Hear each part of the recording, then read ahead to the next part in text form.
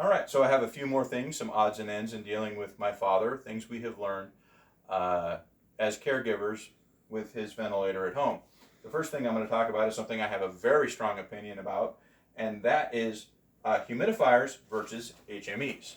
Now, the humidifier is a water chamber, it's got a heater, and it provides humid air to the lungs. And when somebody is on long-term ventilation, that can be very helpful. The other thing is this device right here is called an HME, or a heat moisture exchanger. This is designed to keep the moisture that's in the lungs, and it does a decent job of that. But since we're providing mechanical ventilation, there's a lot of airflow. It's very easy to dry the lungs out. The reason that I have a very strong opinion of this is when somebody leaves the hospital and they go to a care facility, a rest home, a SNF, there are different names for them, and they're on a ventilator, what I have seen is that they tend not to have humidifiers, and they just leave everyone on the HMEs. Now, the humidifiers are more expensive, but they do a much better job for most people. The HMEs are a temporary thing which you can use during transport and things like that. But what we experienced with my father is in 100 days in one of those care facilities, they had him on an HME the whole time. They refused to get a humidifier for him. And as he spent his time there, his lungs got junkier and junkier.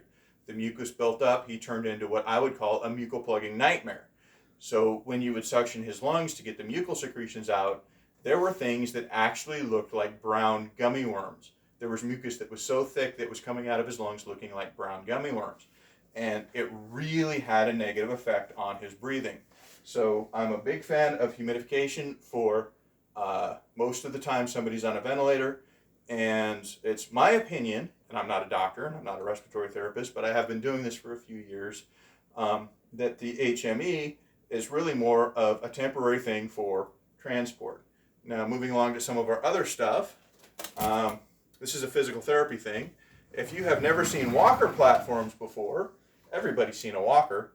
These, as somebody is standing up and learning to walk, are a big help in maintaining posture.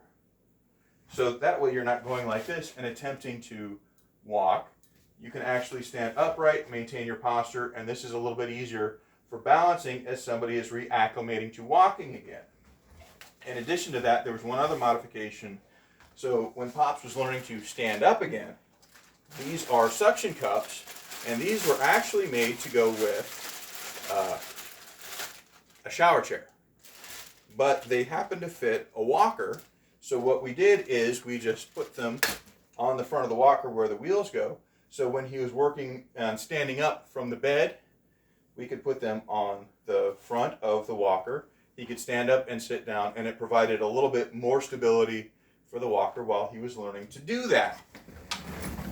In addition to that, I've got to brag about my mom a little bit here. So she came up with this blanket, and the blanket is similar to a hospital gown. It's got Velcro around the arms, and it's designed so that somebody is being transported, for example, in the wheelchair, we're going someplace, we need a quick blanket. It A, ties around the head, and B, the arms have these Velcro pieces on them, so somebody can put their arm through, you wrap it around, and the Velcro goes like that. So it's really very similar to a hospital gown, but it's made out of a heavier fabric, and it's got a much better print than any hospital gown I've ever seen. I really like this one. And so then when somebody spends a lot of time on their back or on their butt, bed sores or other things like that become an issue. So anything you can do to help. So this is an inflatable pad that comes with a pump, and it goes over the regular mattress. So this was an improvement, and this is something that helped us with things like bed sores.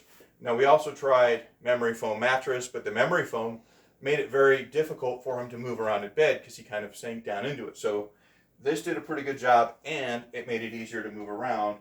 The last thing is this guy right here, which is called a waffle cushion. This is for the wheelchair. Now, they also have cushions called Rojo cushions. They're quite expensive. This thing, actually, a nurse told us about this.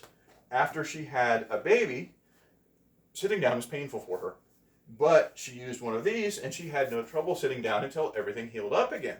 And so this little thing right here, this simple little waffle cushion, has been a great addition to his wheelchair so that his butt doesn't hurt should we have to take him someplace for doctor's appointments and things. And then also, going out in the backyard and going around and doing stuff. So this makes it far more comfortable to be in the wheelchair. So those are just a few more things that I've noticed about being a caregiver over the years, and things that hopefully might help you, might help your loved ones out, and might help you advocate more for them, because there are things that you can see that might be available that can help you out. So thank you for watching.